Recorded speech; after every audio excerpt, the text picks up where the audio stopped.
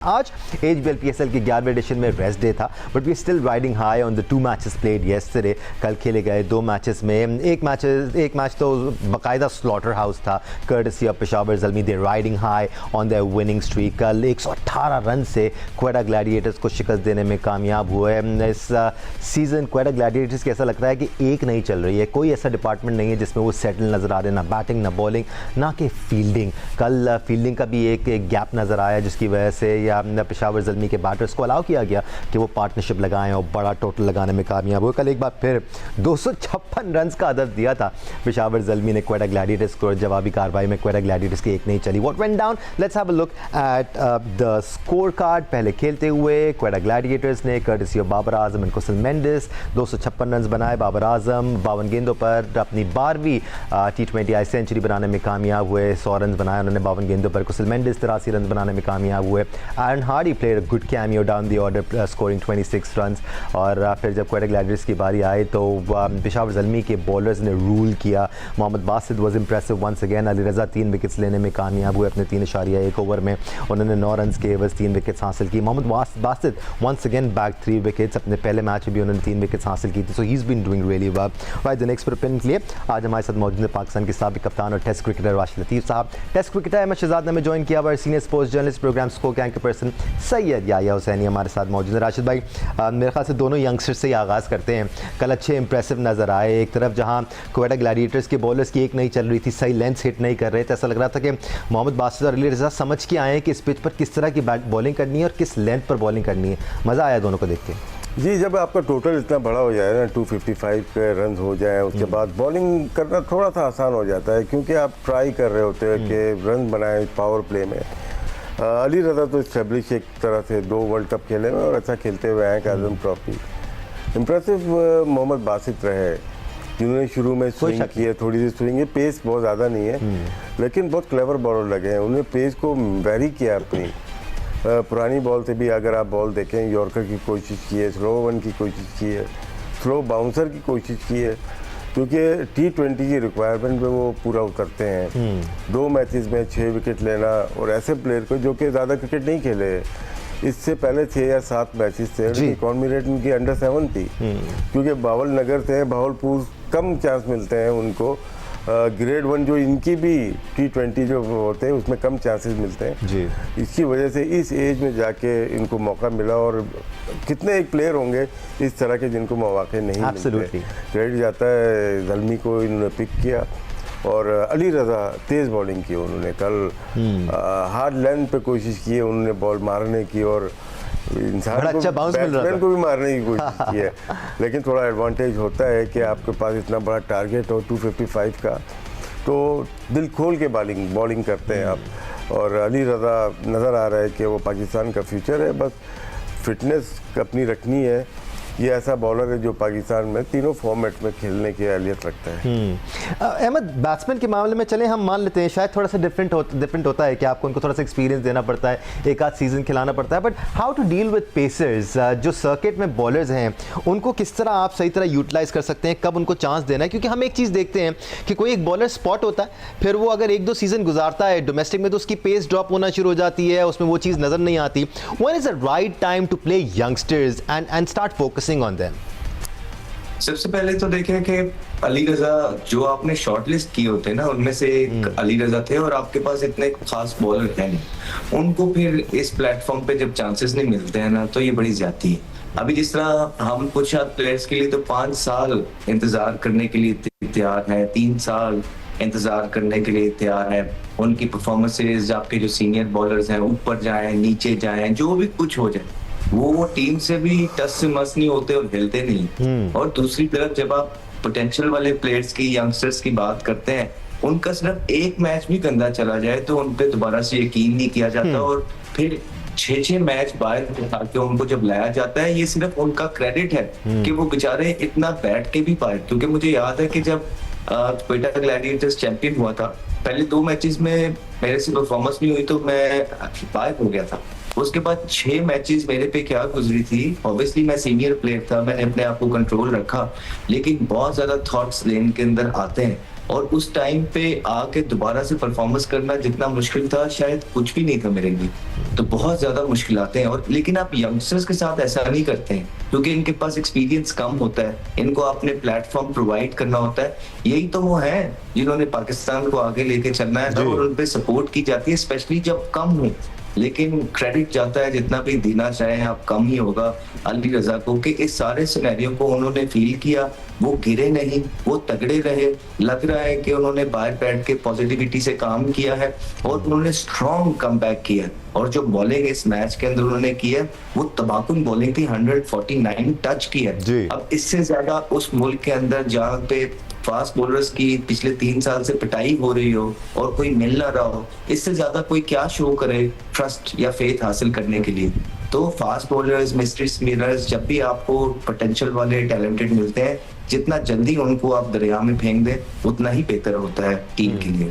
या इसी सवाल को थोड़ा सा आगे लेके जाऊंगा। पहले सलमान अली आगा फिर हसन अली, दोनों ने प्रेस कॉन्फ्रेंस में आप ये बात मेंशन की है कि यंगस्टर्स को थोड़ा टाइम देना चाहिए, जल्दबाजी नहीं करनी चाहिए और सीनियर्स को मौका देना चाहिए। तो क्या हम उन सीनियर्स को मौका देते रहें जो एक 20-25 की स्पीड से बॉल कर रहे हैं और यंगस्टर्स के मुकाबले में आधी विकेटें ले रहे हैं, फिर भी उनको ही मौका दें और यंगस्टर को मौका ना दें? क्या करें फिर हम? यंगस्टर्स को मज़ीद 3-4 साल डोमेस्टिक में खिलाकर उनको थकाएं, उनको ज़ाया करें, उनकी पेस कम करें और सीनियर्स को खिलाते रहें? खुद कहाँ से आए थे दानिश? जी या एक दो नाम अगर आप आइडेंटिफाई कर दें तो मुझे गुफ्तगू आप क्या अली रज़ा हैं, मोहम्मद बासित हैं। अगेन अगर हम बैट्समैन की बात कर लेते हैं तो बहुत सारे बैट्समैन आते हैं। समीर मिनाज जैसे उस दिन हम बात कर रहे थे, राशिद भाई कह रहे थे कि ज़ाया ना करें, खिला दें। फिर शामिल हुसैन है, फिर भी मूविंग ऑन ना। अब आज़ान अवैस आ गए हैं, शाहज़ेब खान को अभी भी मौका नहीं दिया जा रहा है। The list is a long one. या अगर आप डोमेस्टिक के तीनों फॉर्मेट्स देख लें, T20, वनडे और लिस्ट डे, तो आपको वो नए लड़के ज़्यादा परफॉर्म करते हुए नजर आएंगे सीनियर्स के मुकाबले में जिनको मौका नहीं मिल रहा है।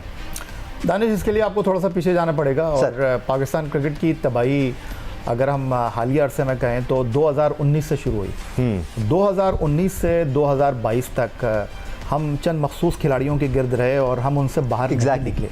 उसमें ICC रैंकिंग ने भी पाकिस्तान क्रिकेट को तबाह और बर्बाद करने में मरकज़ी किरदार अदा किया। हम सिर्फ उन्हीं लड़कों को देख रहे थे जो ICC रैंकिंग में नंबर 1 हो रहे थे। और उस दौरान हुआ क्या पाकिस्तान क्रिकेट के साथ, आपके सवाल का जवाब अगर देना चाहूँ कि 2019 से 2022 तक हम या तो बायलैटरल सीरीज़ खेलते रहे, या जिम्बाब्वे से खेलते रहे, या न्यूजीलैंड से खेलते रहे, या साउथ अफ्रीका से खेले, या इंग्लैंड से खेले। तो इनकी वो टीमें पाकिस्तान आ रही थी जो कि B नहीं थी, C कैटेगरी की टीम, वो बना रहे थे अपनी टीमों को। जी। और उसके बाद हमारी कहाँ से काम शुरू हुआ? 2022 ICC T20 world cup UAE में होता है। हर साल एक ICC इवेंट हो रहा था और वहाँ पर जब तगड़ी टीमें आई तो पता चल गया कि किसमें कितना दम है। और फिर उसके बाद हमने खिलाड़ी ऐसे तब्दील किए जैसे आप शर्ट चेंज करते हैं। तो अब आई थिंक मेरा ख्याल है कि आपने बहुत एक्सपेरिमेंट कर लिए। This is the right time Pakistan cricket के। अब पाकिस्तान क्रिकेट को ये डिफ़ाइन करना होगा, ये देखना होगा कि भाई अब हर खिलाड़ी जो है ना हर फॉर्मेट में नहीं खेलेगा। अब आपको 3 अलग अलग फॉर्मेट की टीमें बनानी पड़ेंगी। Thanks to chairman Pakistan cricket board Syed Mohsin Raza Naqvi sahab 2 चीज़ों में, पहले तो उन्होंने वहाब रियाज को और सरफराज को जो है वो नहीं रखा, कोयटा ग्लैडिएटर में मना कर दिया कि जी आप फुल टाइम जॉब करते हैं। उनके लिए अच्छा काम कर दिया। जो इस वक्त कोयटा ग्लैडिएटर का हाल है तो सरफराज पाकिस्तान टेस्ट टीम की कोचिंग से पहले ही अंडर प्रेशर आ जाती है। उसके बाद दूसरा उन्होंने क्या अच्छा काम किया, उन्होंने सेंट्रल कॉन्ट्रैक्ट में A कैटेगरी जो थी उसमें किसी को अवार्ड नहीं किया उन्होंने। आप देख लीजिए, परफॉर्मेंस बता दीजिए। 3 प्लेयर थे आपके सेंट्रल कॉन्ट्रैक्ट की A कैटेगरी में, बाबर आजम, मोहम्मद रिजवान और शाहीन शाह अफरीदी। तीनों की परफॉर्मेंस आपके सामने है। क्या आप समझते हैं कि ये ऐसी परफॉर्मेंस है कि वो डिजर्व करते थे? पाकिस्तान क्रिकेट को देखिए, आप अली रज़ा की बात करें, Ali Raza injury pro player हैं और इंतहाई माजरत के साथ विद ड्यू रिस्पेक्ट आपके जितने भी नए खिलाड़ी आ रहे हैं वो अपने आप को कैटर नहीं कर रहे। 1 मैच के बाद 2 मैच के बाद वो अनफिट हो जाते हैं। तो यही बात इसलिए मैं आपसे कर रहा हूँ कि भाई आप इनको 4 डे क्रिकेट खिलाएं और 4 डे क्रिकेट में पहले इनको भट्टी में पकाएं, फिर आप इनको लेकर आएँ। उसके बाद सेकंड स्टेप वनडे क्रिकेट होना चाहिए। T20 क्रिकेट से तो आप जो है ना वो अगर तय कर लिया है कि खिलाना चाहिए आपको किसी को T20 cricket, Sameer Minhas no Saim है। अब राशिद भाई सेलेक्टिव जजमेंट हो गई है हमारी, अब मसला ये है ना, अगर हम 4 डे की बात करते हैं तो हम अली उस्मान को इग्नोर कर देते हैं। मोहम्मद आज़म भी एक पेस बॉलर है जिसने 7 मैचेस में मुतादिद विकेटें ली हैं। हसन अली को हमने टेस्ट स्क्वाड में शामिल कर लिया। पिछले दिनों आप बात कर रहे थे फातिमा से, मैं पूरा डिस्कशन सुन रहा था, it was a very interesting discussion. But 4 matches में 12 विकेटें हैं हसन अली की, उनसे ऊपर आपको एटलीस्ट 12 बॉलर्स मिलेंगे जिन्होंने उनके साथ खेलते हुए उन्हीं कंडीशंस में ज़्यादा विकेटें ली हुई हैं। लेकिन हम प्रेफर उसको कर लेते हैं जो बकौल सेलेक्टर्स के या मैनेजमेंट के सीनियर हैं। मोस्टली जो टीवी पे आ रहे हैं, खेल रहे हैं, PSL खेल रहे हैं, उनको ज़्यादा अहमियत दी गई है सिलेक्शन में। सिलेक्शन गलत नहीं है, ये नहीं बोला, लेकिन कुछ प्लेयर रह गए। अगर मैं बात करता हूँ, मुश्ताक अहमद करोड़ों की बात करते हैं, 2 सीज़न में 104 आउट किए हूँ, ठीक है। नियाज ने 96 आउट किए हैं 2 सीज़न की अगर बात करते हैं। अम्मार जो कि रहीम यार खान का बैट्समैन है, मोर देन 2000 रन 2 सीज़न में। तो बहुत सारे प्लेयर्स हैं जिनको हमें देखना चाहिए, वो बहुत ज़्यादा टीवी पे नहीं आते जी, इसलिए उनका इतना जान पहचान या वो नहीं है। लेकिन यहाँ के फास्ट बॉलर की बात कर रहे हैं, मौजूद होंगे और हैं, सेटअप में है। शायद अभी हम जो मैचेस खेलने जा रहे हैं, नए लोग आए हैं। नए लोग का मतलब है कि सिलेक्शन कमेटी के ही लोग हमारे मैनेजमेंट में आ गए, लगे कोचिंग स्टाफ में असद शफीक हैं और साथ में सरफराज हैं। तो ये चाह रहे हैं कि इन्होंने कैलकुलेट जो किया होगा, मुझे ऐसा लगता है कि नेक्स्ट 7 टेस्ट मैचेस हैं, शायद इंग्लैंड में खेल रहे हैं, 2 ये खेल रहे हैं वेस्ट इंडीज से, शायद 7-8 टेस्ट मैचेस हैं जो कि बहुत जल्दी हम खेलेंगे, 7-8 या 6 महीने में। इसको शायद टारगेट किया है और प्लेयर बनाने का इनका यही है कि हम प्लेयर्स किस तरह से बनाएंगे। फास्ट बॉलर हमारे वही हैं, लेकिन हमारे बैट्समैन की पूरी लाइनअप चेंज होती हुई नजर आ रही है 2-3 के अलावा।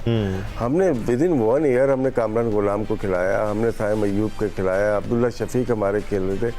8 वो प्लेयर मिसिंग है इसमें से जो लास्ट टेस्ट मैच की टीम में थे, जिसमें कामरान गुलाम भी थे, बहुत सारे प्लेयर। कामरान गुलाम के साथ तो बड़ी ज्यादती है। तो टेस्ट मैच में जितनी चेंजेस हमारी टेस्ट टीम में होती है, दुनिया में कहीं पे भी नहीं होती। आप करो चेंज, लेकिन कितने अब्दुल्ला शफीक ने जैसे पहली इनिंग में 57 रन किए थे वहाँ पे, उसके बाद क्या वजह बनी कि वो ड्रॉप हो गए। वो इसी तरह से बहुत सारे प्लेयर्स हमारे टेस्ट मैच, देखिए टेस्ट मैच तो कम खेलते हैं हम खेल रहे हैं टेस्ट मैच 8 महीने 9 महीने बाद। अब किसी को याद ही नहीं उस टीम में था कौन। आसिफ आफरीदी को हमने लेके आए थे, उन्होंने 6 और 3 9 आउट किए, तो वो अब टीम में नहीं है। चले मान लेते हैं शायद वहाँ पे ज़रूरत नहीं हो, लेकिन मिडिल ऑर्डर में तो आपको ज़रूरत थी।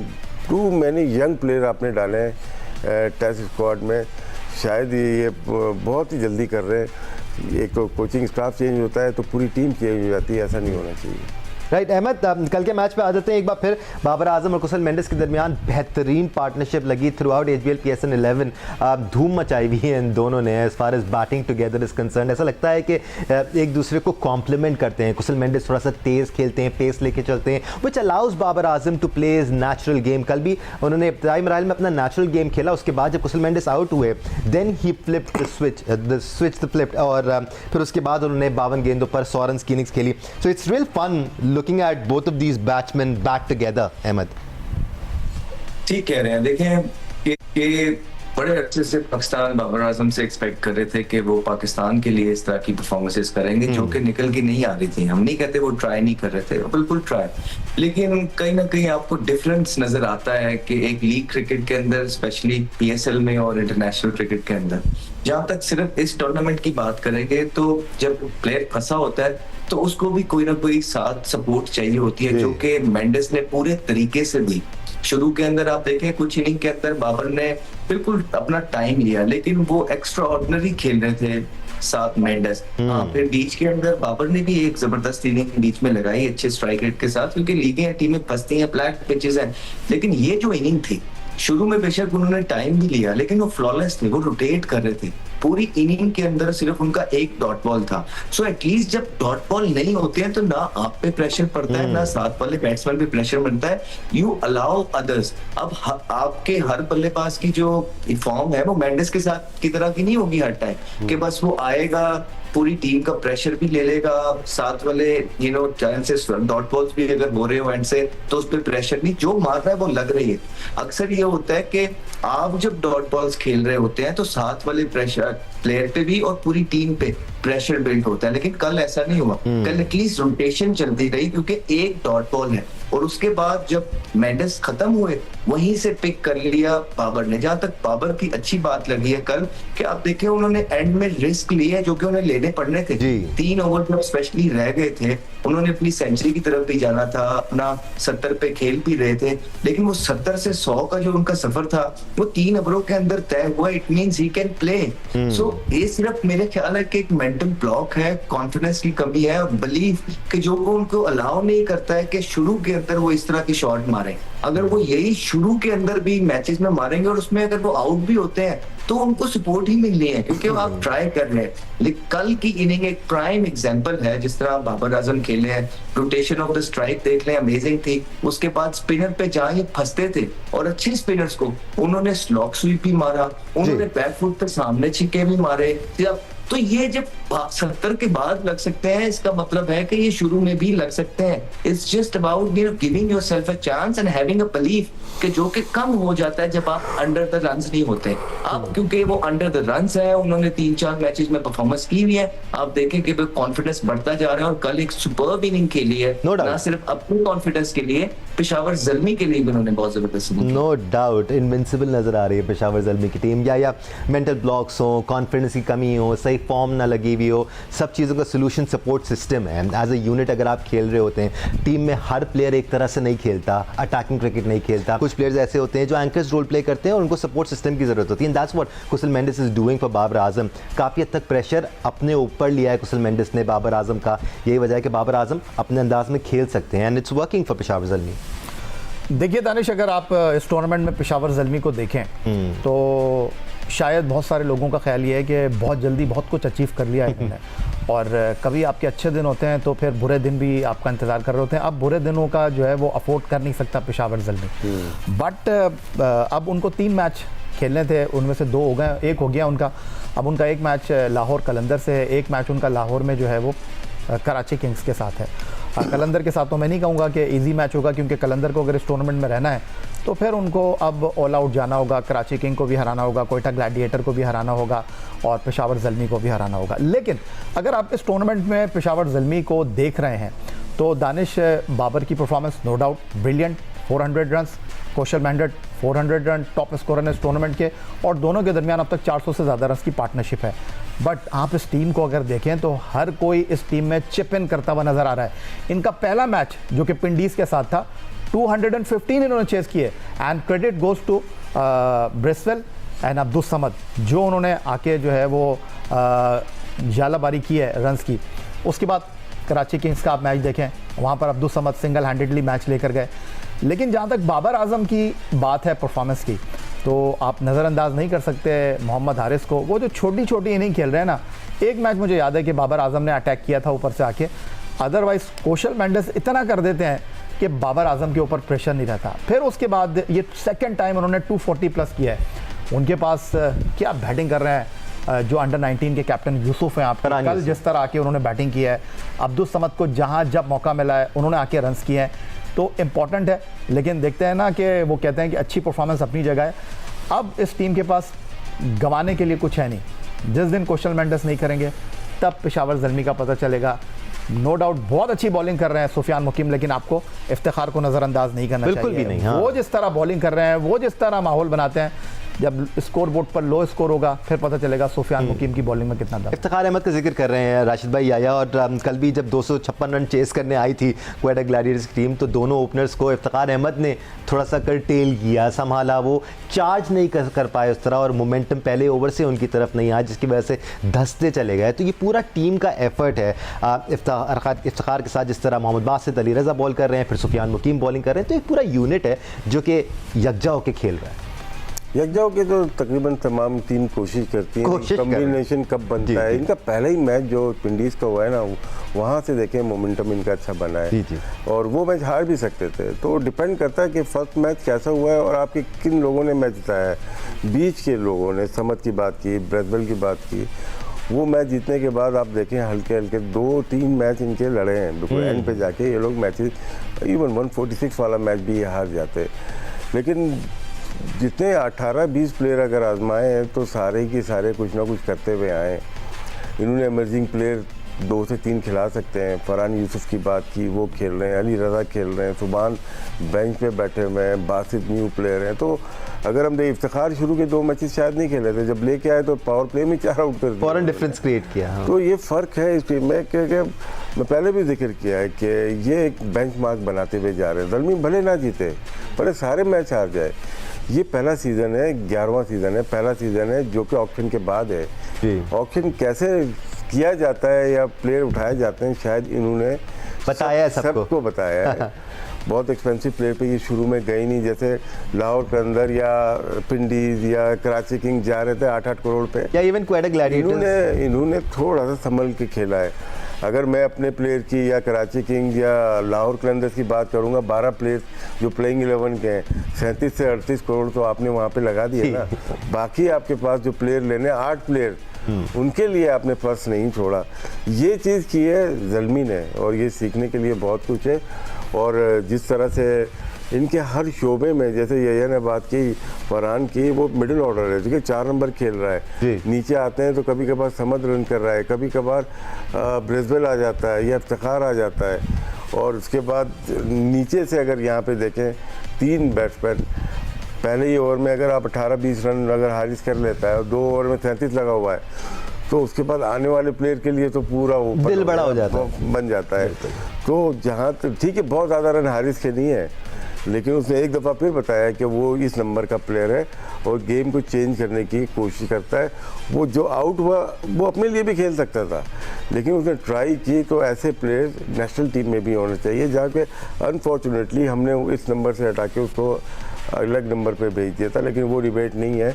लेकिन इनके टॉप ऑर्डर हो, मिडिल ऑर्डर हो, इनकी स्पिन बॉलिंग हो, सुफियान मुकीम हो या पेसर्स हो, आउटस्टैंडिंग परफॉर्मेंस रही है पेशावर ज़ल्मी। ओटिस गिब्सन की भी तारीफ बनती है, वो जिस तरह आपने प्लेयर्स को चला रहे हैं और जिस तरह एक चीज़ और, ओटिस गिब्सन की आपने बात की है, इनकी मैनेजमेंट जब अच्छा कर रही होती तो अच्छी चीज़ें नज़र आती हैं। देखिए बाबर आजम का परफॉर्म करने का, ये नॉर्मल क्रिकेट खेली है, जो हम बात करते रहे, जितने भी टी इवेंट हुए 4-5 हुए हैं, हमने क्लिप्स देखे तो मारे जा रहे हैं, हिट मारे जा रहे हैं, लेकिन उन्होंने अभी नॉर्मल क्रिकेट खेली है। तो इस पर मैनेजमेंट का बहुत होता है कि उनके आउटसाइड प्रेशर थे। कभी कभार होता है ना कैप्टन, यार इस प्लेयर को भी ले लो, इस प्लेयर को भी ले लो। उसका इस टूर्नामेंट में एक ही मकसद है कि आपको सिर्फ खेलना है, कप्तानी और रन्स करने हैं। बाकी जो काम है प्लेयर को खिलाना ना खिलाना, वो मैनेजमेंट पे छोड़ दें, जिससे इन पर फर्क पड़ा है। राइट, दिन का दूसरा मैच तो 1 साइडेड मैच था, जैसे कि हमने आपको बताया पेशावर ज़ल्मी ने 118 रन से कामयाबी हासिल की। लेकिन दिन का पहला मैच काफ़ी क्लोजली फॉट मैच था। Was a high scoring match जिसमें मुल्तान सुल्तान ने 208 रन का हदफ दिया था कराची किंग्स को, and they one by 11 run.